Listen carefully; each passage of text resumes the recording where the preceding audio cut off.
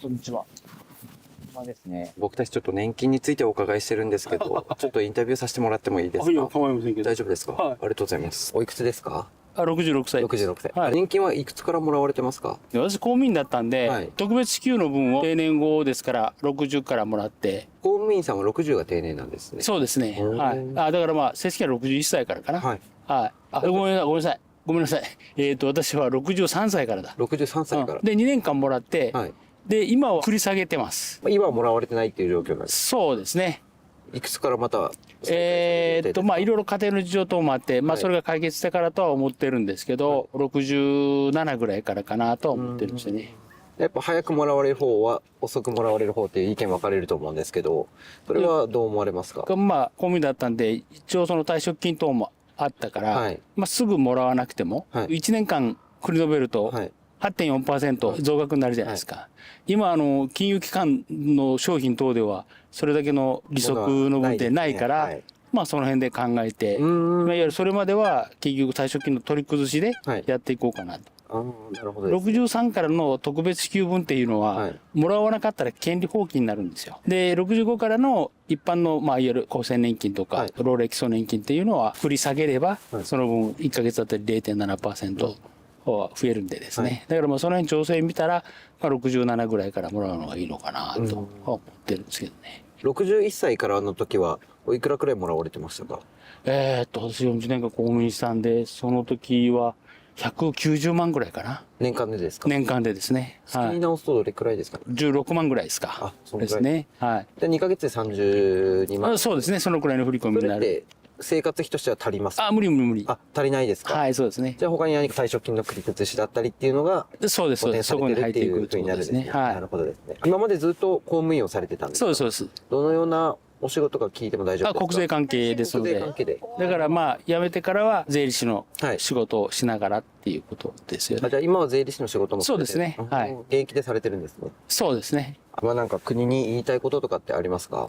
まあ、大変そうなことはあんまり言うつもりはないんですけど、はいまあずっとシルバー民主主義で来たじゃないですか。はいただまあ今後は現役時代の人方が我々の分を負担してくれるっていう時にアンバランスですよね。うん。高齢者が非常に多いし、はい現役世代っていうのは非常に少なくなってきているので、いやらしい言い方ですけど、まあ今後このくらいの水準でずっとはい。その年金っていうのの支給があるのかどうか、まあその辺は不安ですよね。うんはい。だから微妙な年齢にいるなとは思ってます。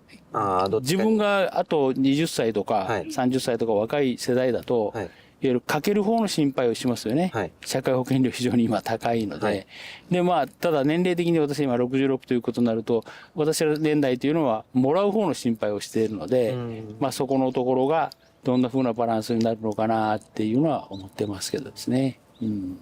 最後なんか若者に一言お願いできますか？いやー、頑張ってもらいたいっていうか、はい仕事から思うところとしては、自分が公務員だったように、いわゆるその勤めながら、はいいわゆる終身雇用を前提として、ちゃんとまあ給料がもらって、年功序列じゃないけど、はいある程度その長く勤めれば、今まではずっと右肩上がりで収入は増えていったわけですよね。はい。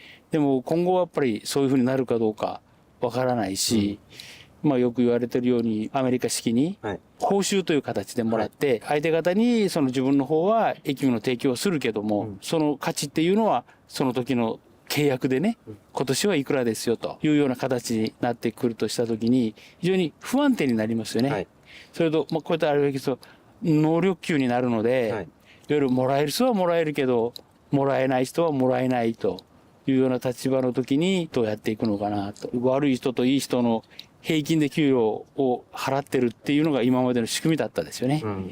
でもまあそれが能力になった時になかなか大変になるなと。実力主義になるっていうところに頑張ってもらいたいなというところと、まあ日本の国の中だけはでいそれだけのコストを払ってでもやってもらう仕事、はいいわゆる需要と供給っていうのがバランスが良くなれればいいと思うんですけど、そうでなければなかなか大変ですよね。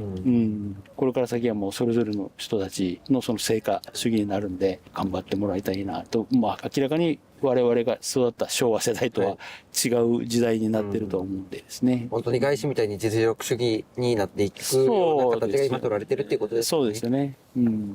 わかりました。ありがとうございます。すいません。すいません。助かります。こんにちは。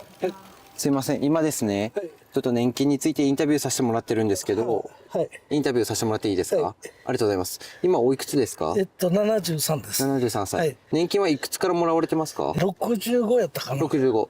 定年されてから、定年前か。定年前、 70で定年しました。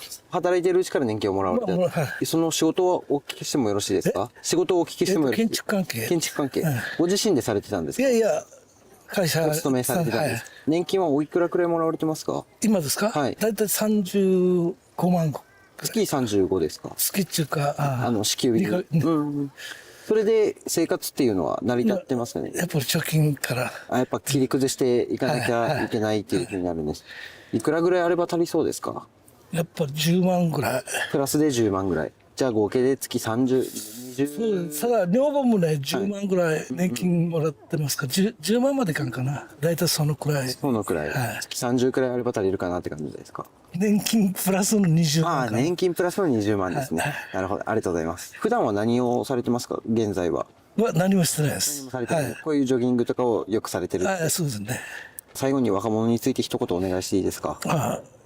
もうちょっと政治とかなんとかに興味持っていただきたいなと。わかりました。ありがとうございます。はい